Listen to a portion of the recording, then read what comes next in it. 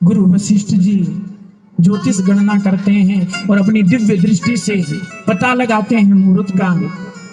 और जो ही मुहूर्त का पता लगाते हैं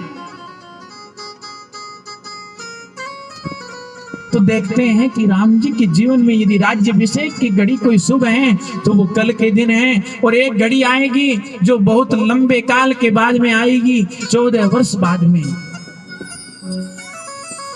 तो राजा दशरथ ने कहा कि गुरुदेव कल की घड़ी में ही राम का राज्याभिषेक कर दिया जाए, राम को कल ही के दिन राजा बना दिया जाए।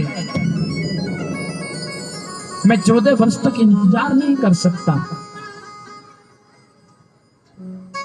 तो अब जब ये बात गुरु वशिष्ठ जी ने सुनी तो कहा कि महाराज घोषणा कर दीजिए कल यह उत्सव रखा जाए।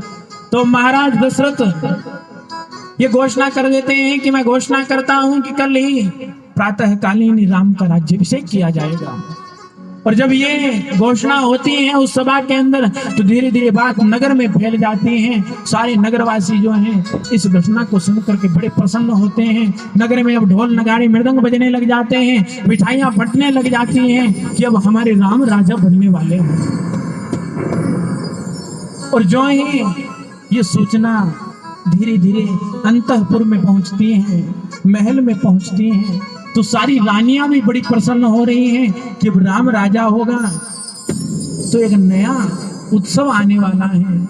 ये नगरी बहुत ही अद्भुत रूप से सजाई जाने वाली है। तो अब ये नगरी इतनी अद्भुत, इतनी भव्य सजने वाली है और सारी रानियां प्रसन्न हो रही होती हैं, कैकेयी भी प्रसन्न है। किंतु सजनों, ध्यान देने वाली बात यहां से प्रारंभ होती है। उस कैकेयी की एक दासी है मंथरा,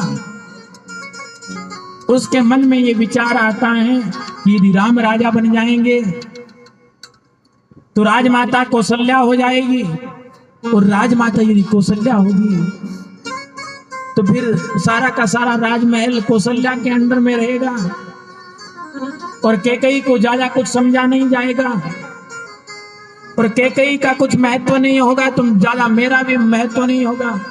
और यदि राम की जगह भरत राजा बन जाएगा तो कैकेयी राजमाता होगी, और कैकेयी राजमाता बन जाएगी तो मैं राजमाता की दासी, मेरा भी प्रमोशन हो जाएगा।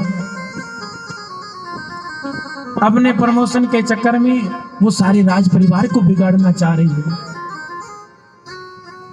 तो जब कैकेयी के मन में ये विचार आते हैं तो वो सीधी मंथरा के मन में जब ये विचार आते हैं तो वो कैकेयी के